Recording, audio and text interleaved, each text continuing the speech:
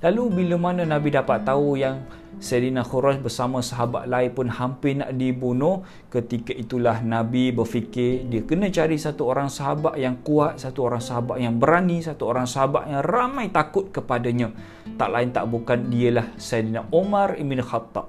Lalu bila mana Nabi panggil, wahai Umar, datanglah, mendekatilah aku wahai Umar, aku nak kamu masuk dalam kota Mekah, berundinglah kamu dengan pimpinan-pimpinan Mekah. Bagi tahu kepada mereka yang kita datang bukan untuk berperang, kita datang untuk menunaikan umrah. Lalu apa kata Umar? Ya Rasulullah, seandainya aku masuk dalam kota Mekah, mereka akan menyerang aku juga ya Rasulullah. Dan Bani Adi pun, itu keluarga Sayyidina Umar pun, mereka pun tidak akan mempertahankan aku dan tidak akan selamatkan aku.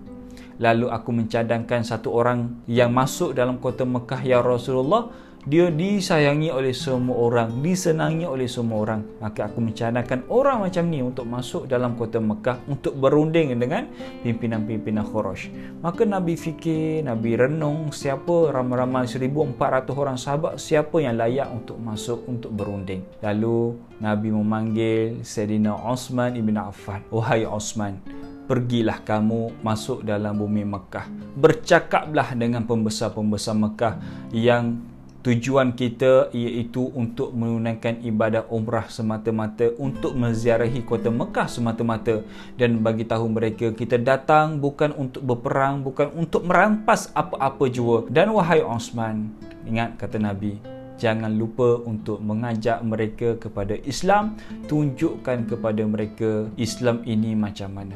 Lalu bila mana Sayyidina Uthman ibn Affan faham, lalu dia bergerak bersama pengiring-pengiring para sahabat yang lain. Lalu seperti dugaan, bila mana Uthman ibn Affan masuk sahaja dalam kota Mekah, menjejakkan kaki dalam kota Mekah, dia ditangkap dan hampir nak dibunuh. Tapi tak kala pasukan Quraisy Mekah melihat itu Uthman, maka tak jadi mereka untuk membunuh Sayyidina Uthman ibn Affan. Lalu dibawalah Sayyidina Uthman bertemu dengan pimpinan-pimpinan Quraisy. Tengok, Sayyidina Uthman daripada kecil lagi, bila mana membesar di kota Mekah, semua orang suka kepada Sayyidina Uthman dengan kelembutannya, tutur katanya, beradabnya, sopannya. Sayyidina Uthman ibn Affan menyebabkan semua orang senang dengan beliau.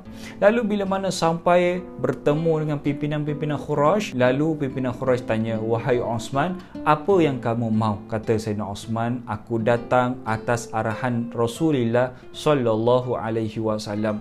Kami datang bukan untuk berperang, kami datang bukan untuk merampas. Tak kala kami datang dengan berpakaian ihram, kami berniat untuk umrah, untuk mengerjakan ibadah umrah, untuk tawaf mengelilingi Kaabah. Lalu pembesar ketika itu dengar sahaja niat Sayyidina Uthman, dia tidak mengizinkan. Kami tidak akan izinkan wahai Uthman, tapi kami akan beri keizinan buat kamu untuk pergi tawaf dekat Kaabah. Ingat, semua puak-puak Mekah yang keluar peristiwa hijrah ketika itu, keluar daripada kota Mekah, kampung halaman mereka kota Mekah, sama juga dengan Sayyidina Uthman, kampung halaman dia adalah kota Mekah. Rindunya kepada kota Mekah, rindunya nak tawaf. Tak kala diberi satu tawaran, apa jawab Sayyidina Uthman? Dia sangat teringin nak tawaf. Diberikan tawaran, kata Sayyidina Uthman, aku tidak akan tawaf, melainkan aku tawaf bersama dengan Nabi, ataupun Nabi tawaf dahulu baru diikuti oleh aku. Lalu disebabkan itulah mereka mengurung Sayyidina Uthman dan menyebarkan berita yang Sayyidina Uthman telah pun dibunuh. Lalu berita itu sampai kepada Nabi SAW. Menangis Nabi bersama para sahabat lain, marahnya Nabi bersama para sahabat lain, sehingga kan Nabi mengumpulkan semua para sahabat.